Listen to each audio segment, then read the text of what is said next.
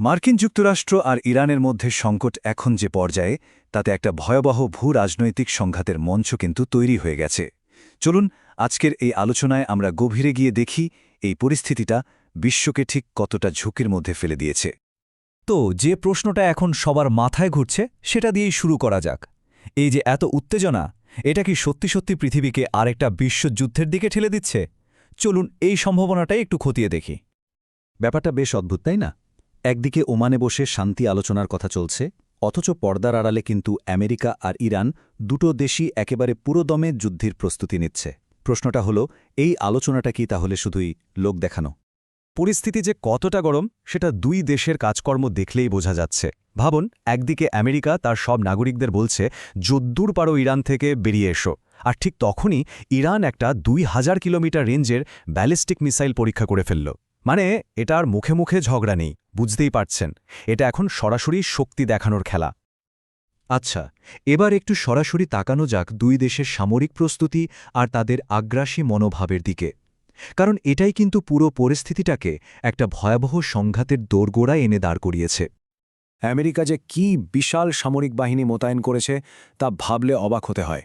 দেখুন, USS Abraham Lincoln সহ ৯টা যুদ্ধজাহাজ, প্রায় ৩০ থেকে ৪০ হাজার স্পেশাল কমান্ডো আর ডেল্টা ফোর্সের মতো ভয়ঙ্কর ইউনিট তেহরান থেকে মাত্র ৪৫০ কিলোমিটার দূরে তৈরি হয়ে আছে। আর তাদের লক্ষ্যটা কিন্তু খুব পরিষ্কার, শুধু আক্রমণ করা নয়, ইরানে ক্ষমতারই পরিবর্তন ঘটিয়ে দেওয়া। তৎকালীন মার্কিন প্রেসিডেন্ট ডোনাল্ড ট্রাম্পের এই একটা কথাই কিন্তু যথেষ্ট। এটা থেকেই বোঝা যায় তাদের রণকৌশলটা কতটা আক্রমণাত্মক আর বহুমুখী হতে চলেছে। তারা যে কোনো দিক থেকে পিছু হটতে রাজি নয়, তা বলাই বাহুল্য। চলুন এবার এই সংকটের সবথেকে চাঞ্চল্যকর দিকটা দেখা যাক। জানা যাচ্ছে এই সংঘাতের আসল কারণ শুধু সামরিক শক্তি প্রদর্শন নয়, এর পেছনে নাকি লুকিয়ে আছে মুসলিম বিশ্বেরই কিছু দেশের এক জটিল বিশ্বাসঘাতকতার গল্প। আসল লড়াইটা কিন্তু মিসাইল বা বোমার নয়, এটা চলছে বন্ধ দরজার আড়ালে, যেখানে জোট ভাঙছে, নতুন জোট তৈরি হচ্ছে, আর ক্ষমতার এক গোপন খেলা চলছে। এখানকার প্রত্যেকটা চালই কিন্তু ভীষণ গুরুত্বপূর্ণ। এখন দেখুন মধ্যপ্রাচ্যের অবস্থাটা কি। পুরো অঞ্চলটাই যেন ভাগ হয়ে গেছে। একদিকে সৌদি আরবের জর্ডানের মতো দেশগুলো ইরানের শক্তি দেখে রীতিমতো ভয় পাচ্ছে, আর তারা আড়ালে আড়ালে আমেরিকাকে বলছে আপনারা অ্যাটাক করুন। অন্যদিকে আবার তুরস্ক, আজারবাইজান পরিষ্কার হুঁশিয়ারি দিচ্ছে যে ইরানে হামলা হলে কিন্তু গোটা এলাকাতেই আগুন জ্বলবে। আর এই সবকিছুর মাঝে কাতার আর ওমান পড়েছে ফ্যাসাদে। ওরা চেষ্টা করছে মধ্যস্থতা করার, কারণ যুদ্ধটা যদি লেগেই যায় তাহলে ওদের অর্থনীতি একেবারে ধসে পড়বে। এই যে এত শত্রুতা, এর মূলে কিন্তু রয়েছে শিয়া আর সুন্নি ইসলামের এক ঐতিহাসিক বিভেদ। ইরান হল শিয়া ইসলামের নেতা, আর সৌদি আরব হল সুন্নি ইসলামের কেন্দ্র।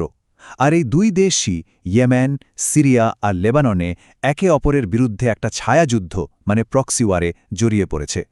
আর এটাই এই দ্বন্দ্বকে আরও অনেক বেশি জটিল করে তুলেছে।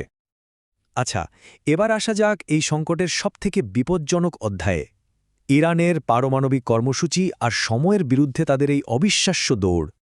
এই খেলায় ইরানের হাতে এমন কী তাস আছে যা প্রতিপক্ষকে একেবারে চুপ করিয়ে দিতে পারে?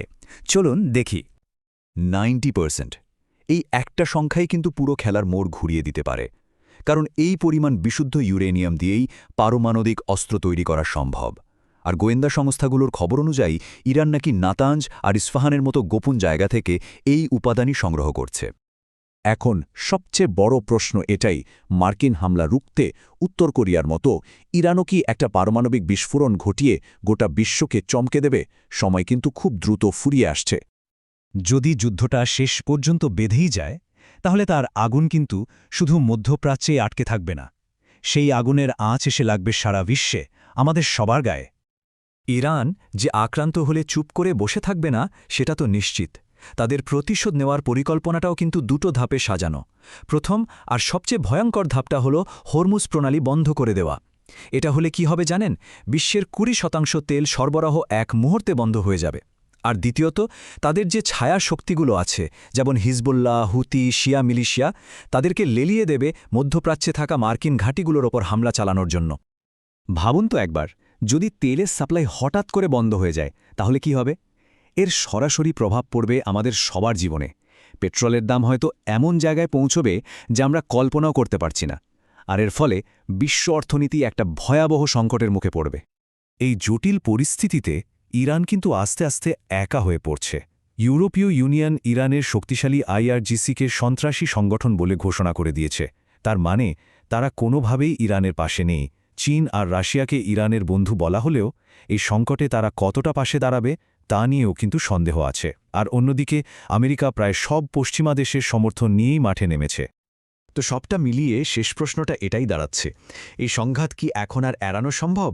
যেভাবে দুই পক্ষ একে অপরের দিকে এগোচ্ছে তাতে তো মনে হচ্ছে যুদ্ধটা এখন শুধু সময়ের অপেক্ষা।